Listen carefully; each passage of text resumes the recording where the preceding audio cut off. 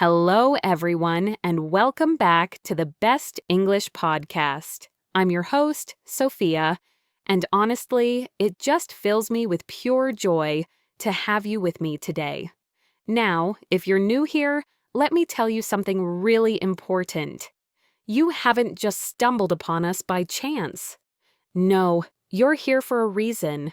You're here because you're truly driven to improve, to expand your horizons, and to step into a more confident version of yourself.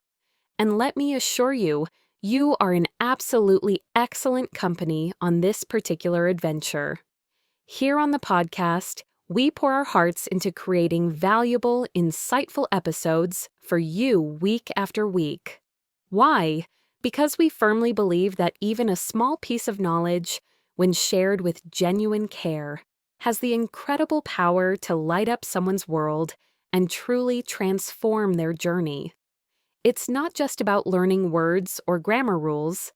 It's about unlocking your potential, one conversation, one idea, one moment of clarity at a time.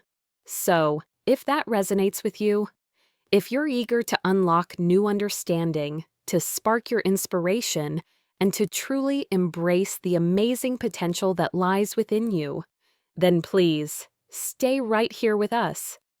Hit that subscribe button, and let's embark on this path of continuous growth together, one enlightening conversation at a time. Now, let's just dive right into today's main topic, a truly powerful idea that can absolutely revolutionize how you learn English. Improve your English skills by thinking in English. This isn't just some catchy phrase or a fleeting trend. It's a deep change, a true transformation in how you actually experience and use the English language. It promises to open up completely new levels of speaking smoothly, feeling genuinely confident, and connecting deeply with others in English. We're not just going to talk about learning English today, my friends. We're going to talk about changing your entire relationship with it.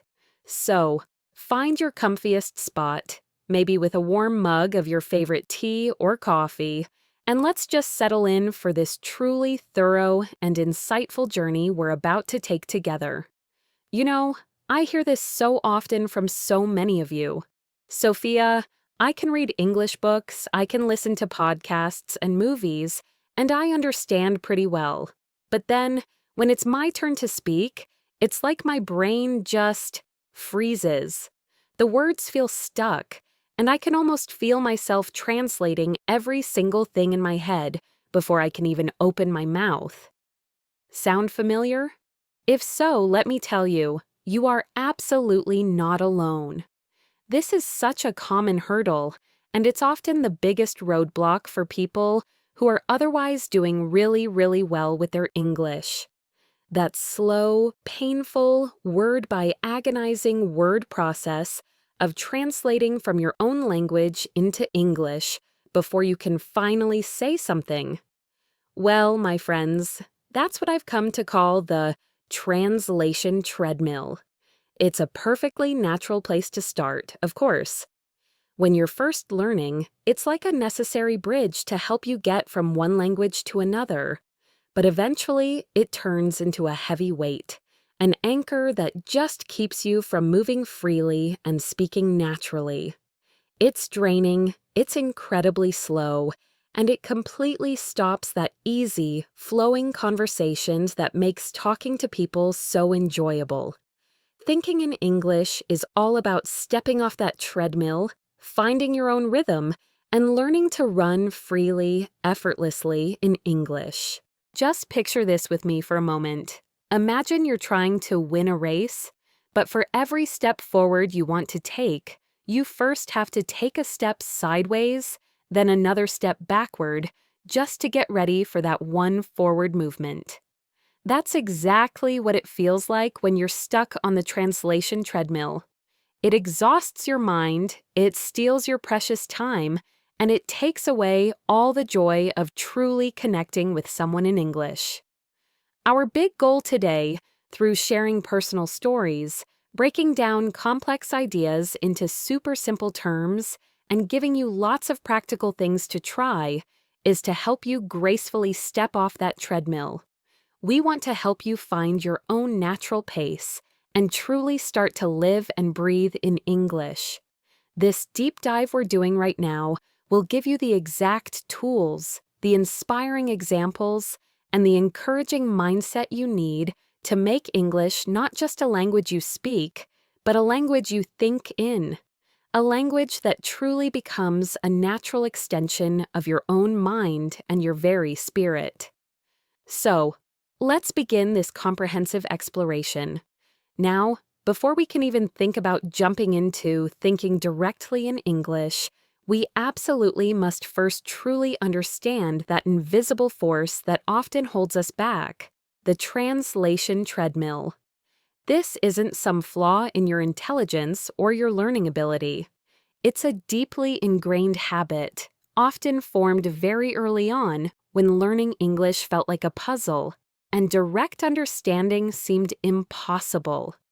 At its very heart, the translation treadmill is that mental process where you automatically change every English thought you hear or want to say into your native language first, before you can truly understand it or reply. So, when someone says to you, "How are you?" swing, your brain, without you even realizing it, might go through this whole internal journey. How are you? Okay, now I'll translate that to my native language. Right? I understand it now in my native language. Now, how do I want to answer? I'll form my reply in my native language. And finally, I'll translate that reply back into English. Ah, I'm fine, thank you. This entire little mental circuit happens in what feels like milliseconds. But trust me, those milliseconds add up. They create noticeable delays, that hesitant feeling, and a real sense of being disconnected from the flow of the conversation. It's exactly like having an unnecessary extra person involved in every single one of your thoughts, slowing everything down. Let me tell you a story to really bring this to life. I remember working with a brilliant young architect. His name was Hiroki. Hiroki had spent years studying English. His grammar was absolutely perfect on paper, and he could read really complex technical documents with such ease. He was impressive. However, in our speaking sessions, there was always this subtle, almost imperceptible pause before he responded, and sometimes you could see a clear struggle on his face. One particular session, I showed him a picture of a really busy city street and simply asked him to describe it. He looked at the image, then looked away, then back at the picture again, his brow all wrinkled in deep concentration. After what felt like a noticeable silence, he slowly said, "Many cars are on road. People walking quickly." Each word just seemed to be pulled out of a separate mental box, one by one. I gently asked him, "Hiroki, my friend, what was actually happening inside your mind just now? What were you thinking?" He sighed, a little embarrassed, and admitted, "Sophia, it's like this. I saw the cars and my mind immediately said car in Japanese. Then I thought, okay, how do I say that in English?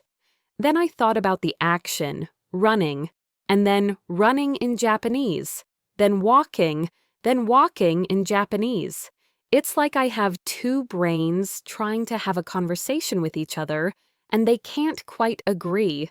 Hiroki's experience is a textbook example of the translation treadmill in full swing. His main thinking process was still happening in his native language, and English was just a second layer, a tool for output.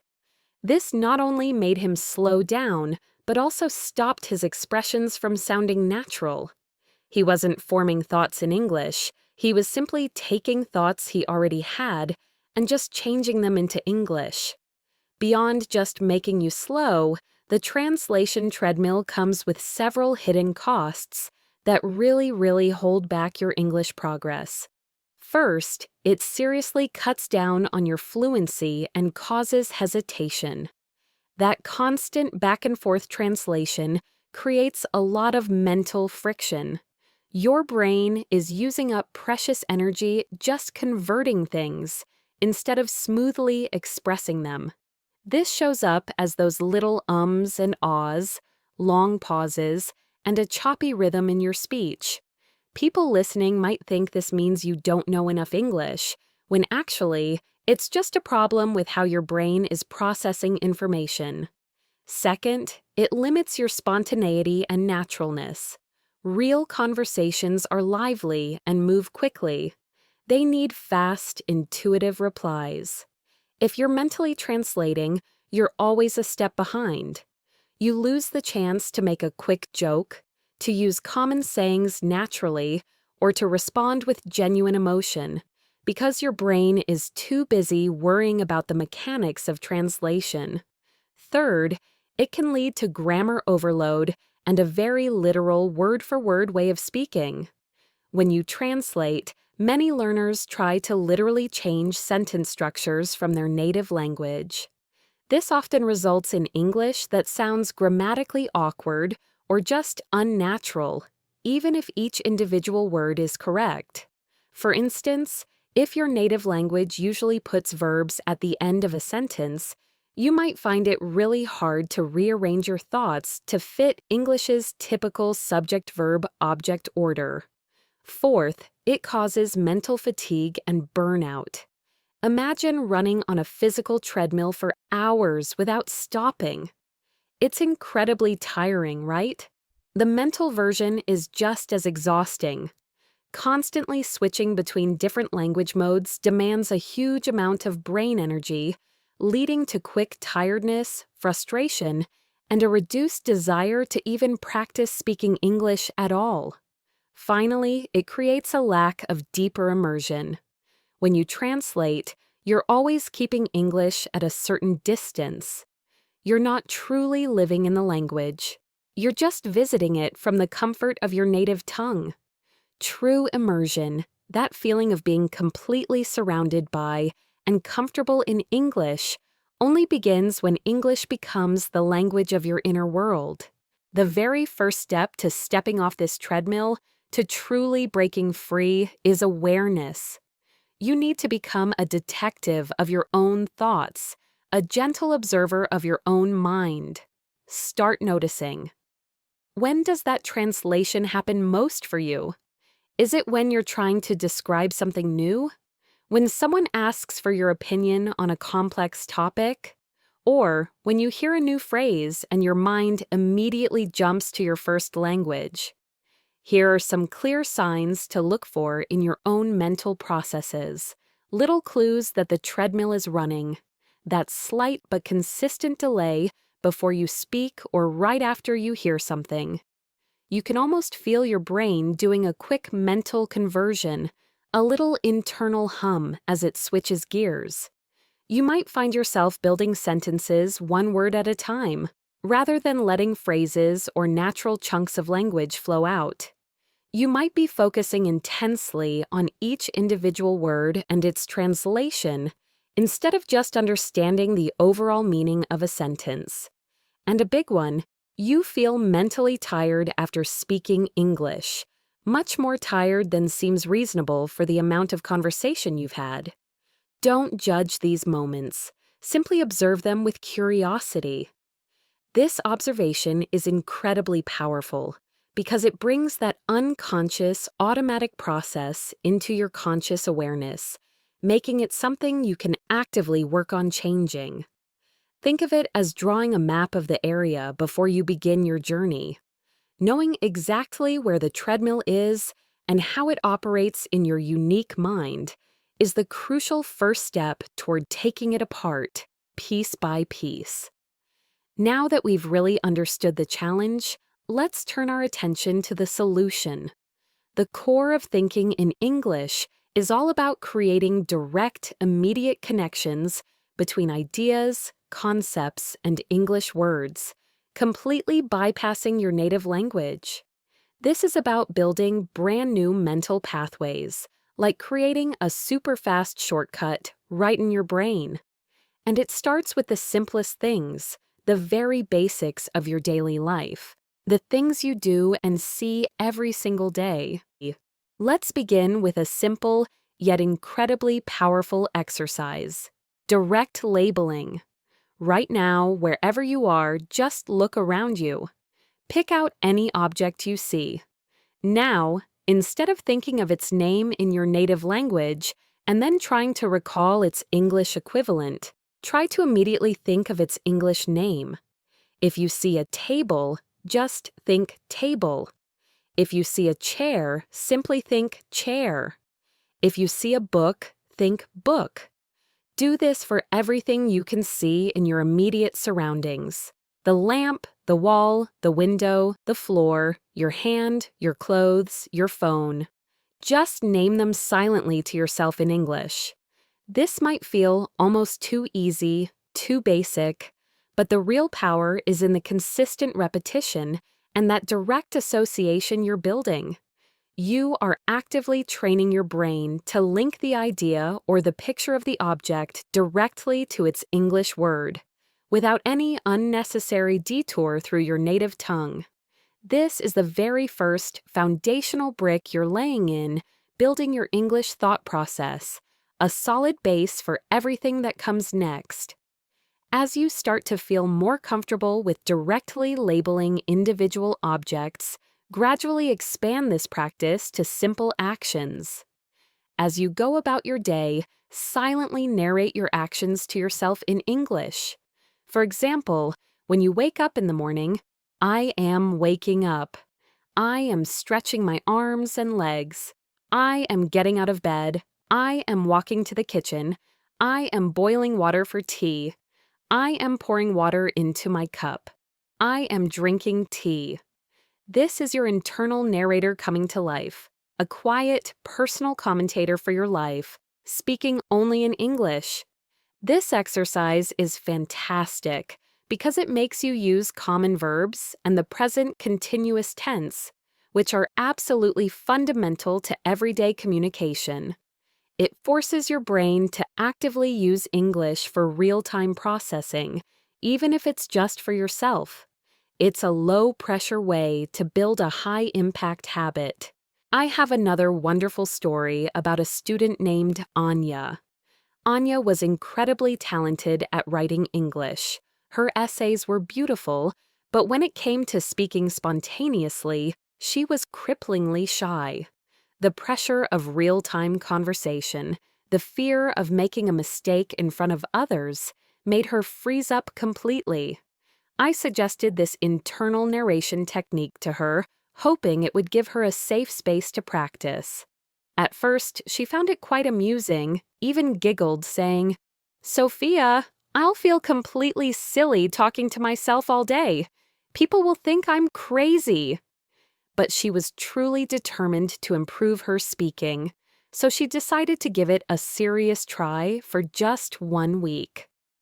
A few days later, I received the most excited message from her, practically bursting with enthusiasm. "Sophia, you won't believe what happened today. I was doing the dishes this morning, just scrubbing plates, and without even realizing it, my inner voice started saying, 'I am washing this plate. It's quite dirty. I need more soap. Now I am rinsing it under the water.' It just happened. It wasn't a translation. It was just a thought that formed directly in English, and it felt so easy, so natural, like it was always there." Anya's experience was a huge, defining moment for her. It showed that by consistently practicing in a completely low-pressure environment, she could build confidence and fluency organically, from the inside out. The freedom from being judged allowed her to experiment, to make mistakes and correct them silently, and to truly make English a natural part of her internal world. This practice of internal narration can be expanded even further, beyond just your personal actions. When you're on a bus, walking in a park, or simply sitting in a cafe, Observe your surroundings and describe them silently to yourself in English. The sky is blue today. There are many cars on the road, and they're moving slowly. That tall building has many windows. A woman is walking her dog, and the dog looks very happy. The leaves on the trees are starting to turn yellow. Focus on simple sentences and basic vocabulary at first. The main goal here is to build momentum and comfort, to get your brain completely used to processing visual information and forming thoughts directly in English. Don't worry about perfect grammar or using advanced words at this stage. The main point is simply to make English your default language for observing and describing the world around you. This consistent, gentle practice reinforces your vocabulary, solidifies basic sentence structures, and helps you feel the natural flow of English expression. It truly integrates English into your perception of everything you see and experience. Let me share another story, this time about a young man named Leo who moved to Los Angeles from Brazil. Leo was a bright guy, really eager to make friends and build a life in the US. But he found himself constantly translating in his head, especially when people spoke quickly or used slang. It made him feel like he was always a step behind in conversations. I suggested he take the internal narration a step further, specifically focusing on his commute. Every morning, on the bus ride from his apartment in Santa Monica to his job downtown, he'd mentally narrate everything he saw and thought. Okay, the bus is moving down Wilshire Boulevard. I see palm trees and tall buildings. There's a coffee shop on the corner, and a group of people are waiting outside. The sun is really bright today. I wonder if I should grab a smoothie for lunch. Maybe the green one? No, I had that yesterday. He even started mentally describing the expressions on people's faces or guessing what they might be thinking. That woman looks a bit stressed. Maybe she's late for work. The guy with the headphones seems really relaxed, probably listening to music. This daily, low-pressure mental exercise, done without anyone listening, gradually trained his brain to process the world in English. After a few months, he told me, "Sophia, it's like a switch flipped. I still hear Portuguese in my dreams sometimes, but during the day, my thoughts just come out in English. It's not forced anymore. I can join conversations without that awkward pause, and I even started understanding American jokes better." Leo's story really highlights how consistent, even simple internal narration can bridge the gap from translation to true English thinking, making everyday interactions feel effortless. As you become more comfortable with simple narration and description, it's time to deepen your internal monologue even further and move beyond just observing. This is where your developing English skills truly come into play, because you now have the vocabulary and grammar to express more complex ideas, to really start exploring your thoughts. Start by expressing how you feel about things or what you think about them. For instance, instead of just thinking, "I feel bad," try to identify the emotion more specifically. "I'm feeling a bit frustrated today because my internet connection is very slow and I can't finish my work, which is annoying." Or, "I'm feeling so excited about the weekend because I'm going to visit my family whom I haven't seen in months and I miss them a lot."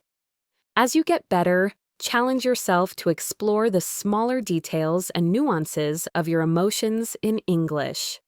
I'm feeling quite relieved that the exam is finally over. It was incredibly challenging, much harder than I expected, but I think I managed to do reasonably well, so I'm hopeful. Or, "I'm a little bit apprehensive about the presentation tomorrow because it's in front of a large audience, and I always get nervous, but I'm also determined to do my absolute best and prove myself, so I'll push through." This practice not only adds more emotional words to your vocabulary, but also lets you connect directly with your inner world using English. This is incredibly important for communicating in a real and understanding way, as emotions are a basic and universal part of human interaction. It allows you to share your genuine self, your true feelings, with others in English, building deeper connections. I clearly remember a young woman named Chloe who had recently moved to an English-speaking country for university.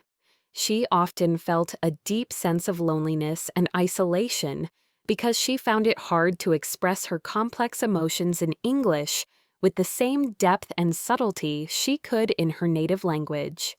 This made her feel disconnected from her new friends and environment, even though she understood a lot of English in academic settings. I encouraged her to start a mental emotion journal in English. Every night before bed, she would mentally go over her day and consciously try to describe her feelings in English. Today, I felt a little lonely because I missed my family's familiar faces and the comfort of home. But then, I felt so grateful when my new classmate invited me for coffee, which made me feel less alone. Later, I felt quite confused by a lecture on economics, but I'm learning to ask for clarification, which is progress, even if it feels a bit awkward sometimes. Slowly but surely, Chloe started to feel more settled and connected in her new surroundings, as she was able to process her experiences and emotions directly in the language she was now living in. This consistent practice greatly boosted her emotional confidence and feeling of belonging, making her feel much more at home and truly part of her new life. Let's talk about Sarah, a talented artist from South Korea who moved to Portland, Oregon. Sarah loved to paint and draw, and she wanted to express her artistic ideas and feelings in English, but she found it hard to go beyond basic descriptions. She felt her English wasn't rich enough to truly capture her creative thoughts. I suggested she try a unique approach, mentally narrate her creative process and her feelings about her art, purely in English. So, as she worked on a painting, she'd think to herself, "Okay, I'm mixing the blue and yellow paint to create this vibrant green. I want this part of the landscape to feel peaceful and serene. I'm a little frustrated because this brushstroke isn't quite right, but I'll keep trying. I need to add more texture here, perhaps with a thicker layer of paint. This painting makes me feel so calm and inspired." She even started mentally describing the stories behind her artwork. This piece is about the feeling of hope after a long winter. The bright colors represent new beginnings and the promise of spring. This practice allowed her to build a rich vocabulary for abstract concepts and emotions directly in English, connecting her artistic expression with her language learning. Sarah told me, "Sophia, it's like my art and my English are growing together. I can now talk about my paintings with visitors to the gallery, and I feel like I can truly explain what I'm trying to say, not just what I'm painting. It's incredibly freeing." Sarah's journey shows how thinking in English can unlock deeper personal expression and even enhance your creative pursuits. You can also begin to analyze and explain concepts to yourself. If you're reading an English article, after you've understood the main content, try to mentally summarize it or explain a key concept from it in your own English words. This article explains how technology has transformed communication over the last few decades. It highlights that while it brings people closer, it also raises concerns about privacy and screen time. Therefore, we need to find a balance between using technology and protecting our personal lives. This kind of internal summarizing and explaining significantly improves your ability to talk about complex ideas and encourages the natural use of linking words and phrases like explains, highlights, therefore, however, and in addition. It's like giving yourself a mini lecture or a short presentation entirely in English, reinforcing your understanding and your ability to articulate it clearly and logically. Consuming English, actively, reading and listening. Thinking in English isn't solely about what you create or speak. It's equally, if not more, about how you take in information, how you consume English content. When you read an English book, an article, a news report, or even scroll through social media posts, consciously try to understand the meaning directly in English. Fight that immediate, almost automatic urge to grab a bilingual dictionary every single time you see a word you don't know. Instead, make a conscious, deliberate effort to deduce its meaning from the surrounding context. Read the sentence where the word appears, then the whole paragraph. Can you guess what it might mean based on the flow of the text, the other words around it, or the general topic? If you still can't figure it out, then by all means, look it up.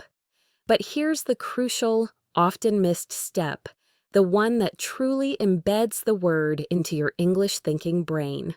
Once you understand the word, don't just move on to the next sentence. Immediately use that new word in an internal sentence or two of your own. For instance, if you come across the word resilience in an article about overcoming difficulties, and you figure out or confirm it means the ability to recover quickly from difficulties, then actively think to yourself, that company showed great resilience during the economic downturn. They bounced back quickly. I should try to build more resilience in my own life to face challenges. This active way of dealing with new words, by immediately putting them into your own thoughts and connecting them to other English words, helps to put them directly into your English mental dictionary, making a strong connection without needing your native language in between. This process helps you internalize vocabulary much more effectively than simply memorizing definitions from a list. It makes the word truly ours in English. This idea applies just as strongly to listening. When you're listening to an English podcast, like this one, or watching an English movie, or having a conversation with someone, try to get the overall meaning, the gist of what's being said. If you hear a phrase you don't immediately understand, don't mentally stop the flow of information to translate. Instead, try to guess its meaning from the context of the conversation, the speaker's tone of voice, or the situation. Afterwards, when you have a moment, you can reflect on those phrases. For example, if you heard someone say, "It's raining cats and dogs," you might think, they're not talking about actual animals falling from the sky. They mean it's raining very, very heavily. That's a funny and interesting idiom. This active way of processing idioms and everyday expressions directly in English helps you develop a more natural and detailed understanding of the language, moving you beyond literal translations to a deeper cultural and linguistic comprehension. It helps you get the humor and the nuances that native speakers use effortlessly. I have a wonderful story about Maria, one of my students, who absolutely loved watching English TV shows. Initially, she relied very heavily on subtitles in her own language. She loved the stories and the characters, but she noticed her speaking wasn't improving as much as she hoped. I encouraged her to switch to English subtitles, and eventually, to no subtitles at all. She was nervous at first, fearing she'd miss too much of the plot. But she started a new habit. She would often pause the show, replay short parts, not to translate, but to try and understand the rhythm, the way words were emphasized, and the subtle meanings of the dialogue directly in English. She'd quietly copy the way a character said, "Are you serious?" and think, that's how you express disbelief with your voice. The tone goes up at the end, and the eyebrows go up too. This careful, active way of processing real language, focusing on both the words and the delivery, helped her bridge the gap between understanding single words and comprehending natural flowing conversation, making her a more engaged and truly effective listener. Her ear for English became incredibly sharp, thinking for practical tasks, problem solving, and planning. Beyond just taking in information and talking to yourself, a more advanced and incredibly useful stage of thinking in English involves using it for genuinely practical tasks, like solving problems and planning. This pushes your brain to use English in a very useful and strategic way, just like when you're dealing with real-life mental challenges. It forces your brain to operate entirely within the English framework for complex cognitive functions, making your English truly functional. Imagine you're trying to figure out the best route to get somewhere new in your city. Instead of mentally mapping it out in your own language, try doing it entirely in English. Okay, if I take the subway from here, I'll need to change lines at the central station. But if I take the bus, it might be more direct, although it could get stuck in traffic during rush hour. Which option is faster during rush hour? I think the subway is generally more reliable and faster. So I'll go with the subway. This kind of internal decision-making process, using conditional sentences like, if I take this, then that will happen, comparing words like more direct or faster, and asking strategic questions, is an excellent practical way to strengthen your English.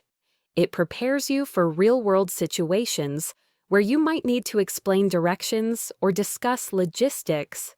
Similarly, if you're planning your upcoming weekend, mentally outline your schedule in English. On Saturday morning, I want to go to the farmer's market to buy some fresh vegetables. After that, I'll meet my friend Sarah for lunch at that new cafe downtown. In the afternoon, I might go for a hike in the park if the weather is good, or maybe read a book if it rains. On Sunday, I definitely need to finish my report for work, which is due on Monday, and then perhaps a relaxing evening with a movie and some popcorn. This mental planning not only strengthens your use of future tenses and time expressions like after that, in the afternoon, and then, but also helps you organize and express your thoughts clearly and logically in English, making them easily available when you need to tell others about your plans. It builds a mental blueprint for communication. Kenji, a logistics manager I know, found this technique particularly transformative for his professional life. His job involved intricate planning, scheduling, and fixing complicated supply chain issues across different countries. He often felt a disconnect between his deep understanding of logistics and his ability to articulate solutions quickly and clearly in English, especially under pressure. He told me he started mentally mapping out his work schedules, anticipating potential inventory problems, and brainstorming solutions, all in English, during his daily commute and even during short breaks. Sometimes, he explained, I'd face a really tricky problem at work, and instead of just thinking about it in my native language, I'd force myself to explain the problem in English and then mentally talk through the possible solutions. I'd think, the shipment is delayed because of a customs issue in Port A. What are the consequences of this delay? The client will be late receiving their order, and that could affect our relationship. What are the options to fix this? I could try to reroute it through Port B, but that would cost extra money and time. Or I could call the client, explain the situation clearly, and offer a partial refund as compensation for the inconvenience. This kind of internal critical thinking and problem solving in English made me much more confident and clear when discussing these complex issues with my international team. It felt like I was already having the conversation in my head, making the real one so much smoother and more efficient. Kenji's story is a powerful example of how deeply making English part of your thinking process can directly and profoundly improve your professional communication skills, making him a more effective and valued team member. Let me share another example of practical thinking in English, this time involving someone navigating a new social landscape. There's a woman named Isabella who moved to New York City from Italy. She was a fantastic chef, but her English, while good for work, felt a little stiff in casual conversations. She wanted to make friends and feel truly at home in the city. I suggested she try mentally planning her social outings and interactions in English.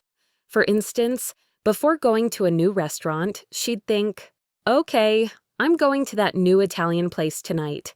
What should I order? Maybe the lasagna or the risotto with mushrooms? I should ask about the specials. And if my friends ask me about my day, I'll tell them about that funny thing that happened at the market this morning. I hope they like the restaurant. I heard it's really popular." She even practiced mentally asking for the check or complimenting the food. This simple mental rehearsal, focusing on common social situations, made her feel much more prepared and relaxed when she was actually out with friends. She told me, "Sophia, it made such a difference. I wasn't scrambling for words. I felt like I had already had the conversation in my head. It made me feel so much more comfortable and confident just being myself." Isabella's experience shows how thinking in English can be a powerful tool not just for professional tasks, but for building genuine social connections and feeling more at ease in an English-speaking environment. Making English thinking fun, playfulness, and curiosity. To truly keep up the habit of thinking in English over a long time, it's absolutely essential to develop a sense of curiosity and fun. Learning a language shouldn't always feel like strict schoolwork or a chore. Make it an enjoyable game, a playful exploration. One simple game you can play, especially when your mind isn't busy, like when you're waiting in line or on a short break, is English word association.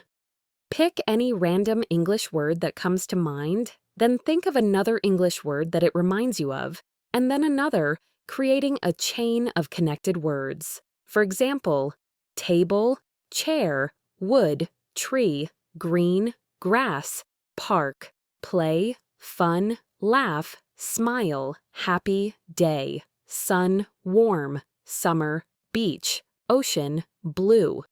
This exercise helps you build incredibly useful connections of words in English, strengthening the direct links between words and ideas without the unnecessary trip through your native language.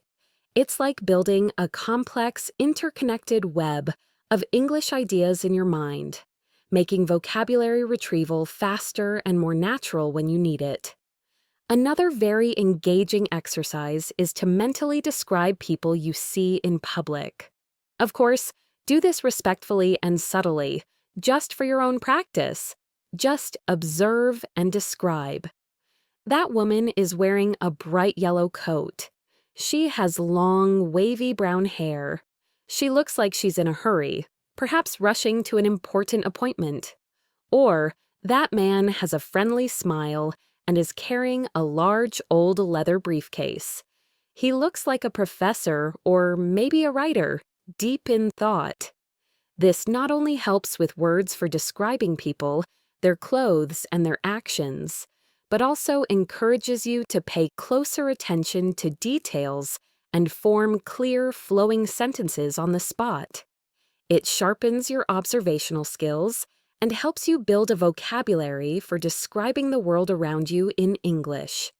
You can also try to mentally summarize a movie or a book you've just experienced in English. What was the main story? Who were the main characters? What was your favorite scene and why did you like it so much? What was the main message or theme? The movie was about a young woman who discovers she has a hidden magical ability. The plot was exciting and kept me on the edge of my seat the whole time. My favorite character was the wise old mentor. He provided many insightful moments and seemed very kind. Overall, I thought it was a very captivating story about self-discovery and finding your true power. This is a fantastic way to practice telling stories, expressing opinions, and using a wider range of words, all within the safe, low-pressure environment of your own mind. It builds your narrative muscle and helps you articulate your thoughts on entertainment. Facing challenges, patience, persistence, and being kind to yourself now. I want to be completely honest with you. Keeping up a widespread habit like thinking in English won't always be a smooth, easy journey. There will be days when your brain feels tired, or you might find yourself automatically going back to your native language without realizing it. This is completely, absolutely normal. The most important thing is not to get discouraged or upset with yourself. Learning a language is a marathon, not a sprint, and there will always be ups and downs in your energy and focus. Just like building any new skill, it takes time and effort. First, you might feel like it's incredibly slow and difficult at first. Your brain is forming new habits, and new habits take time and practice. Don't expect to write complex philosophical essays in your head right away. Begin very, very small. Start with single words, then very simple sentences, then short paragraphs. Think of it like building a new muscle at the gym. You don't start by lifting the heaviest weights. You begin with light weights and slowly increase the load as you get stronger. The more consistently you practice, even for short periods, the faster and more automatic the process will become. Remember, even small steps forward are real progress. Every little bit counts, and consistency is far more important than intensity. Second, you might notice you keep making mistakes in your head, and it feels silly. This isn't a problem. It's a golden opportunity. The great thing about thinking in English is that it's a completely judgment-free zone. No one is listening to your thoughts except you, so you're totally free to try things out, to make as many mistakes as you need, and to learn from them without feeling any embarrassment. When you notice a mistake in your thoughts, immediately correct it. For example, if you think, "I go to the market yesterday," instantly and gently correct yourself to, "Oh no, it should be, I went to the market yesterday." This active, immediate self-correction is one of the most powerful learning tools you have. It actively strengthens the correct grammar patterns and word use in your brain. My student, Liam, who always aimed for perfection, struggled with this at first. He was so afraid of making mistakes, even in his own head, that it held him back. I convinced him that these mental mistakes were actually like mini, personalized lessons, moments where his brain was actively learning. Every time he corrected himself, he was building a stronger, more accurate path in his brain. Over time, his internal corrections became fewer and fewer, and his confidence soared because he knew he was learning efficiently. Third, you might sometimes run out of words or ideas or get stuck. This is where you can consciously interact more actively with your surroundings or your current English learning materials. If you're thinking about your morning routine and you genuinely don't know the English word for a particular item, make a mental note to look it up later. Don't let it stop your whole practice session. If you're struggling to express a complex idea, try to simplify it first. Break it down into smaller, easier to manage thoughts. And most importantly, constantly expose yourself to English content. The more you read, listen, and experience real English, the more words, phrases, and structures will naturally become part of your active vocabulary, making them easily available for your internal conversations. Remember, thinking in English is a beautiful, working relationship. It actively improves your English, and better English then gives you so much more to think with. It's a continuous cycle of growth, a constant feedback loop. Fourth, it might feel unnatural or forced, not like your real thoughts. This feeling is completely normal, especially at the beginning. Any new habit, whether it's exercising regularly or learning a new skill, feels unnatural at first. The key to overcoming this is consistency. Just as brushing your teeth or making your bed feels natural because you do it every day, thinking in English will eventually feel easy and natural with regular, continuous practice. Start with just 5 to 10 minutes a day. Perhaps use your commute time, or while you're doing everyday chores, or even for a few minutes before you fall asleep. Integrate it into those moments when your mind usually wanders. Over time, these dedicated periods will naturally get longer, and you'll find yourself thinking in English without even consciously trying. It will become your new normal, a seamless part of your daily life. Thinking for life, connecting English to your goals. Ultimately, the most profound effect of thinking in English comes when you consciously connect it to your personal and professional goals. Why are you learning English? Is it for travel, for your career, for personal growth, or to make deeper connections with people from different cultures? Whatever your reason, thinking in English directly strengthens and supports it, making your learning truly meaningful.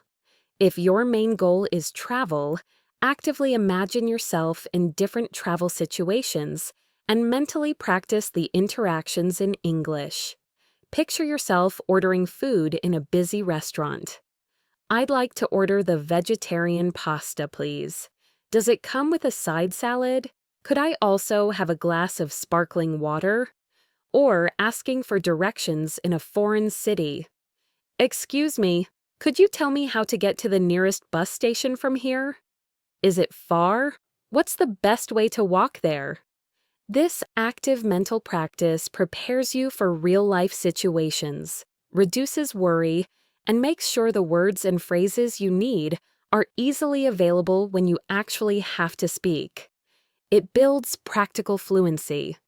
If your motivation is about your career or professional development, mentally prepare for upcoming meetings, presentations, job interviews, or client calls.